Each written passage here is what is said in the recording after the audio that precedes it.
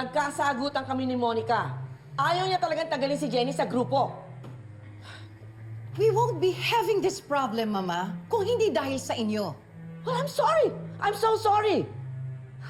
Kailangan ko pang makitang sinasaktan ni Jenny si Megan para maniwala ako napakasama ng ugali niya. Pero babawi ako sa'yo, Apo. Gagawa ako ng paraan para matanggal si Jenny sa Yumi. Promise.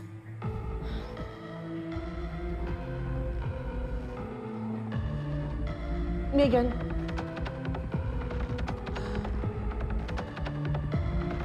Paano, Mama? Ang linaw na mas pinipili ni Monica si Jenny kesa sa apo ninyo.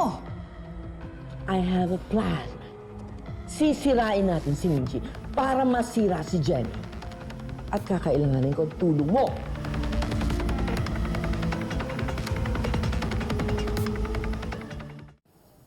So here's what we will do.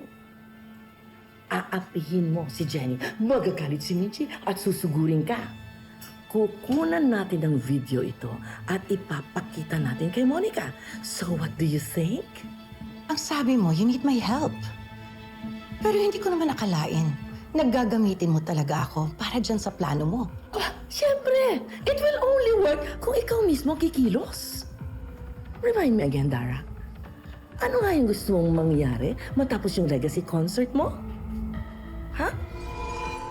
Ikaw ang magmamana sa trono ko sa industriyang ito. Kaya dapat, ikaw ang mukha ng grupo. Ikaw ang makilala. Pass on my crown to Megan. So, paano mangyayari yon? Kung si Jenny ang mag-shine at hindi ang anak mo sa Yumi? Papayag ka ba? Na iwanan ng industriyang ito nang hindi inilalagay sa spotlight ang anak mo?